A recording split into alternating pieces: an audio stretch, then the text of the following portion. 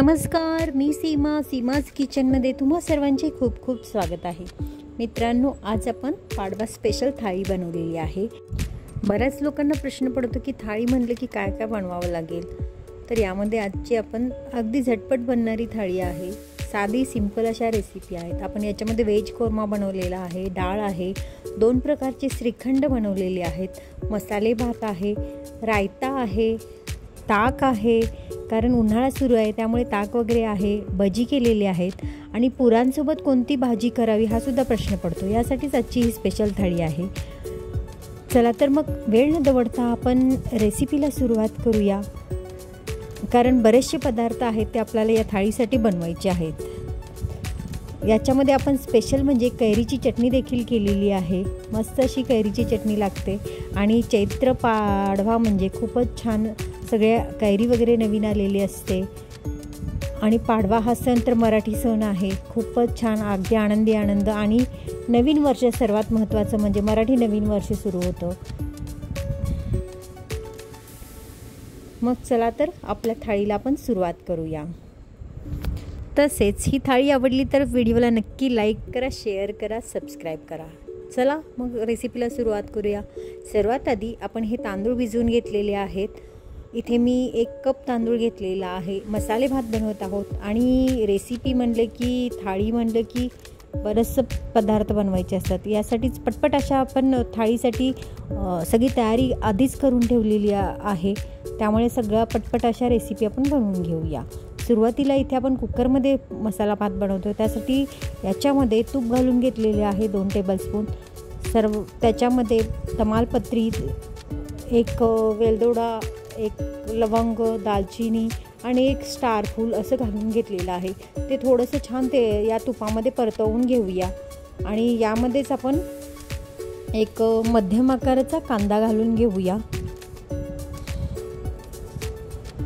कांदा लांबट आकारामध्ये कापलेला आहे. तसेच 2 हिरव्या मिरच्या सुद्धा घालून घेतलेल्या आहेत. हे थोडंसं या तुपामध्ये परतवून घेऊयात. कांदा थोडासा आता लालसर होत आलेला आहे. आता याच्यामध्ये आपण एक तर भाज्या घालून घेऊया. व्हेज पुलाव असल्यामुळे याच्यामध्ये मी 1/4 कप अशा पद्धतीने गाजर घातलेला आहे, फरसबी घातलेला आहे, फ्लावर घातलेला आहे आणि बटाटा घातलेला आहे. प्रत्येकी 1/4 कप आहे. मटारसुद्धा आहेत. ह्या सर्व भाज्या आपण या तुपासोबत परतवून घेऊयात आणि इथे आपण 1 कप भात असा म्हणजे भाज्या आपल्या छान परतून झालेल्या आहेत. आता याच्यामध्ये आपण मसाले घालून घेऊया. सुरुवातीला याच्यामध्ये आपल्याला अर्धा टीस्पून हळद पावडर घालून घ्यायची आहे. तसेच 1 टीस्पून आपण धने जिरे पूड घातलेली आहे. 1 टीस्पून आपण मिरची पावडर घालून घेतलेली आहे. हे सर्व या भाज्यांसोबत परतवून घेऊया. तसेच आपण याच्यामध्ये जो राईस धुवून ठेवला होता तो राईस आपण याच्यामध्ये घालून घेऊया. राईस आपला 1 वाटी आहे. मग 1 वाटी राईसला आपण इथे 2 वाटी पाणी घालणार आहे. गरम पाण्याचा इथे मी वापर करणार आहे. 2 वाटी पाणी एवढ्यासाठी घालायचं आहे कारण आपण याच्यामध्ये भाज्या घातलेल्या आहेत. जर भाज्या घातल्या नसता तर मी इथे 1.5 वाटी पाण्याचा वापर केला असता. तर भाज्या शिजण्यासाठी मी अर्धी वाटी एक्स्ट्रा पाणी इथे वापरलेलं आहे. आता याच्यामध्ये आपल्याला चवीनुसार मीठ घालून घ्यायचं आहे. त्याचबरोबर इथे आपण अर्धा टीस्पून बिर्याणी मसाला देखील घालून घेणार आहे. म्हणजे आपला जो पुलाव आहे खूपच टेस्टी होईल. इथे मी एव्हरेस्टचा बिर्याणी मसाला घालून घेणार आहे, तो सुद्धा अर्धा टीस्पून. तसेच आपण या कुकरचे झाकण लगेचच लावायचं नाही आहे.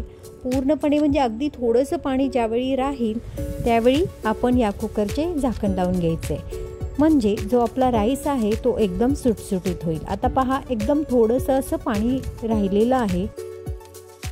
आता आपण याच्यामध्ये थोडीशी बारीक चिरलेली कोथिंबीर घालूया आणि याचे झाकण लावून घेऊया आणि याची फक्त आपल्याला 1च शिटी काढून घ्यायची आहे. कारण ऑलरेडी आपण जो राईस आहे ते शिजवून घेतला आहे, फक्त आपल्याला वाफवून घ्यायचं आहे. त्यामुळे 1च शिट्टी झाल्यानंतर गॅस लगेच बंद करायचा आहे, म्हणजे आपला हा आता पुलाव रेडी झालेला आहे. आता आपण याच्यानंतर लगेचच पिवळी डाळ म्हणजे साधी फोडणीची वरण करणार आहोत. यासाठी डाळ ऑलरेडी मी शिजवून घेतलेली आहे. एका पातेल्यामध्ये मी 1 टेबलस्पून तेल घातलेलं आहे, 1 टीस्पून मोहरी, 1 टीस्पून जिरे, थोडासा हिंग घातलेला आहे, लसणाच्या पाकळ्या 5 ते 7 घातलेत बारीक चिरून. त्याचबरोबर याच्यामध्ये आपण घालत आहोत लसूण. चांगला भाजल्यानंतर याच्यामध्ये आपण 1 ते 2 हिरव्या मिरच्या घातलेल्या आहेत लांबट आकारात चिरलेल्या. तसेच आपण 1/4 टीस्पून इथे हिंग घालून घ्यायचा आहे. हिंग मी सर्वात शेवटी घालते, कारण हिंग सुरुवातीलाच जर घातला तर जळण्याचे चान्सेस असतात, म्हणून मी सर्वात शेवटी थोडंसं हिंग मी घालून घेतलेलं आहे. आता मिरचीसुद्धा चांगली परतल्यानंतर याच्यामध्ये मी 1 छोटा टोमॅटो बारीक चिरून घेतलेला होता, तो देखील घालून घेतलेला आहे. टोमॅटो घातल्यानंतर याच्यामध्ये आपण जे पावडर मसाले आहेत ते घालूया. अर्धा टीस्पून मी हळद पावडर घातलेली आहे. तसेच याच्यामध्ये आपल्याला चवीनुसार मीठ घालायचं आहे, म्हणजे टोमॅटो आहे जो पटकन शिजला जाईल.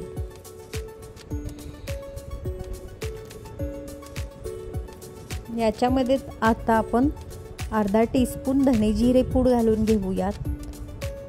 ती सुद्धा छान या तेलासोबतच परतवून घेऊया. आणि आपण जी डाळ शिजवून घेतली होती ती याच्यामध्ये आता घालून घ्यायची. डाळ चांगली मी घोटून घेतलेली आहे, ती यासोबत घालूया. आणि थोडंसं आपल्याला जितकं हवं आहे तितकं पाणी घालून या डाळीला आता आपण उकळी काढून घेऊया. सोबतच याच्यावरती आपण थोडीशी बारीक चिरलेली कोथिंबीर देखील घालून घेऊया. म्हणजे आपली ही डाळीची फोडणी देखील आता रेडी झालेली आहे, म्हणजेच डाळसुद्धा रेडी झालेली आहे. आता इथे आपण कुर्मा बनवत आहोत, व्हेज कुर्मा. कारण पुरीसोबत शक्यतो ग्रेव्हीच्या भाज्या खाल्ल्या जातात, त्यासाठी इथे आपण व्हेज कुर्मा बनवत आहोत. इथे मी थोडंसं ओलं खोबरं घेतलेलं आहे आणि 2 टेबलस्पून काजू आणि 1 टीस्पून इथे मी खसखस भिजवली होती ती घालून घेतली. तसेच 1 टीस्पून जिरे घातलेत, 1 ते 2 लसणाच्या पाकळ्या आणि थोडासा अद्रकचा तुकडा घालून ह्याचं मी वाटण करून घेतलेलं आहे. आता आपल्याला फोडणी द्यायची आहे. यासाठी मी कढईमध्ये 2 टेबलस्पून तेल घालून घेते आहे. तेल चांगलं तापल्यानंतर याच्यामध्ये मी थोडंसं 1 टीस्पून तूप देखील घालते, कारण तूप घातल्यामुळे काय होतं, जो आपला कोरमा असणार आहे तो छान चवीला टेस्ट लागते. त्यामुळे थोडंसं दोन्ही आपण थोडं थोडं करून घातलेलं आहे. यामध्येच आपण 1 मध्यम आकाराचा बारीक चिरलेला कांदा घालून घ्यायचा आहे. कांदा चांगला गुलाबी रंगाचा होईपर्यंत भाजून घ्यायचा आहे आपल्याला या फोडणीमध्ये. यामध्ये मी बारीक म्हणजे थोडंसं लांबट आकारात 2 चिरा दिलेल्या मिरच्या घालून घेतलेल्या आहेत आणि 1 टीस्पून अद्रक आणि लसूण यांची पेस्ट घातलेली आहे. आपण थोडं मसाल्यामध्ये सुद्धा घातलेले आहे, तरीसुद्धा मी इथे थोडीशी पेस्ट या कांद्यासोबतच भाजून घेते आहे. कांदा थोडासा आता लालसर होत आलेला आहे. याच्यामध्ये मग आपण 1 टीस्पून काश्मीरी मिरची पूड घातलेली आहे, 1 टीस्पून आपण धनेजिरे पूड घातलेली आहे, अर्धा टीस्पून आपण हळद पावडर घालून घेतलेली आहे आणि इथे आपण 2 टीस्पून मिरची पावडर घालून घेतलेली आहे. हे पावडर मसाले या कांद्यासोबतच आपण चांगले तेलामध्ये परतवून घेऊया. आता मी इथे टोमॅटो घातलेला आहे, बारीक चिरलेले 2 मध्यम आकाराचे टोमॅटो आहेत हे. आणि टोमॅटो घातल्यानंतर आपल्याला इथे मीठ घालायचं आहे, कारण मीठ घातल्यामुळे टोमॅटो पटकन शिजतो. नेहमीप्रमाणे आपण जसं मीठ घालतो तसंच चवीनुसार इथे सुद्धा आपण मीठ घालून हे थोडंसं झाकण ठेवून आपण शिजवून घेऊया, म्हणजे टोमॅटो चांगला शिजला जाईल.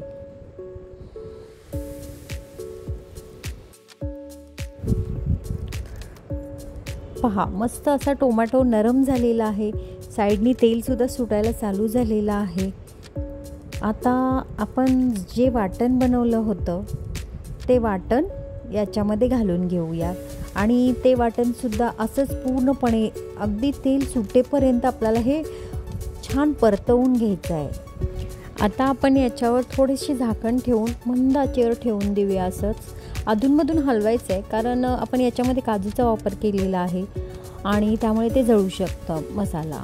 आता मी थोडंसं पाणी घातलेलं आहे, कारण थोडासा मसाला चटकत होता आणि थोडं पाणी टाकून मी हा मसाला चांगला अजून तेल सुटेपर्यंत भाजून घेणार आहे.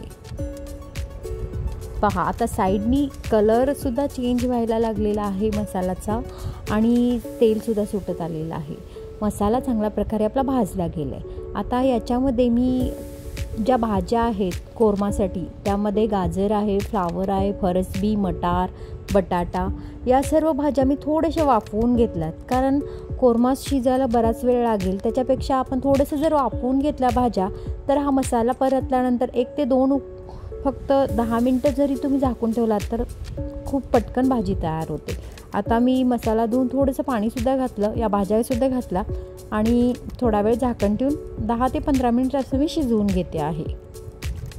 मस्त अशी ग्रेव्हीची आपली ही कोरमा भाजी छान तयार झालेली आहे. पुरीसोबत ती खूपच छान लागते.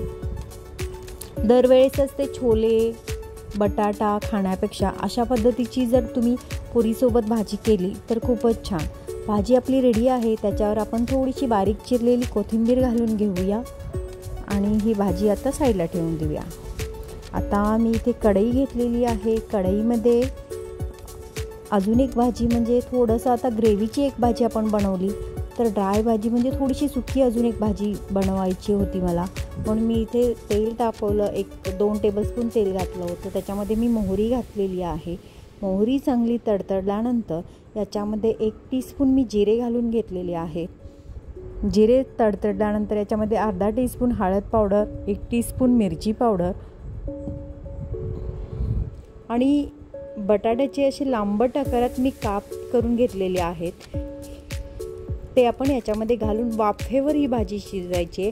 ही भाजी म्हणजेच ही आपली जिरा आलूची ही भाजी आहे. याला भाजीचं नाव जिरा आलू आहे. मस्त वाफेवर शिजते. चवीनुसार मीठ घालून थोडा वेळ झाकून ठेवायचे. पटकन ही भाजी तयार होते आणि चवीला तर अतिशय उत्कृष्ट लागते. मस्त अशी ही भाजी 10 मिनिटातच तयार होते.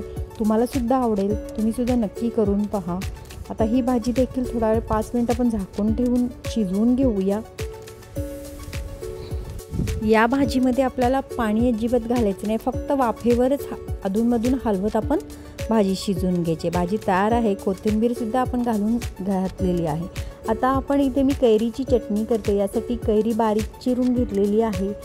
तसेच याच्यामध्ये आंबट तिखट गोड अशी ही कैरीची आपली चटणी तयार होणार आहे. यामध्ये मी चवीनुसार मीठ घालून घेते आहे, थोडीशी कोथिंबीर आणि 2 हिरव्या मिरच्या आपण याच्यामध्ये घालून घ्यायच्या आहेत. थोडंसं ओलं खोबरं घातलेलं आहे 2 टेबलस्पून आणि 2 लसणाच्या पाकळ्या आपण इथे घातलेल्या आहेत. तसेच थोडीशी साखर. ही चटणी आंबट तिखट गोड अशी चवीची तयार होते. याच्यावर आता फक्त आपल्याला फोडणी घालून घ्यायची आहे. त्यासाठी मी गॅसवर छोटंसं भांडं ठेवलं आहे. त्याच्यामध्ये तेल तापल्यानंतर मोहरी घालायची 1 टीस्पून आणि थोडंसं हिंग घालायचं आहे चिमटभर. 1 लाल मिरची, हिंग शेवटी घालते नेहमी, त्याप्रमाणे आत्तासुद्धा मी शेवटीच घातलेला आहे. आता आपण ही जी फोडणी आहे ती डायरेक्ट आपली जी कैरीची चटणी आहे त्याच्यावरती घालून घेऊया.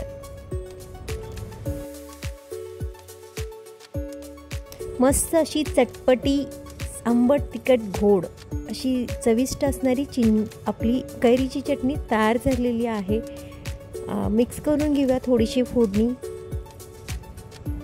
ही कैरीची चटणी जर तुम्ही बनवून ठेवलीत जवळपास 8 दिवस टिकते. आता आपण पुऱ्या करून घ्यायच्या आहेत. मी पुऱ्या करून घेतलेल्या आहेत. पुऱ्या कशा बनवायच्या त्याची लिंक मी ऑलरेडी तुम्हाला शेअर करते, तीसुद्धा पहा. पुऱ्या जास्त तेल पिऊ नयेत म्हणून काय करायचं आहे ते सुद्धा मी शेअर करते, ते सुद्धा पहा. तेल तापल्यानंतर आपण या पुऱ्या मस्त तळून घेऊया. सोबतच मी या पुऱ्या झाल्यानंतर भजी करून घेणार आहे, कारण थोडेसे आपल्या थाळीमध्ये भजीसुद्धा असणार आहेत. मी हे भजी कॉर्न भजी असणार आहेत. कॉर्न आणि कांदा याचं मी मिश्रण तयार केलेलं आहे. कॉर्न जर तुम्ही घालत असाल तर थोडंसं उकडून घालायचं. जर तुम्ही कच्चे कॉर्न भज्यामध्ये जर घातले तर ते कॉर्न तेलात टाकल्यानंतर उडू शकतात आणि तेल सर्व अंगावर येऊ शकतं.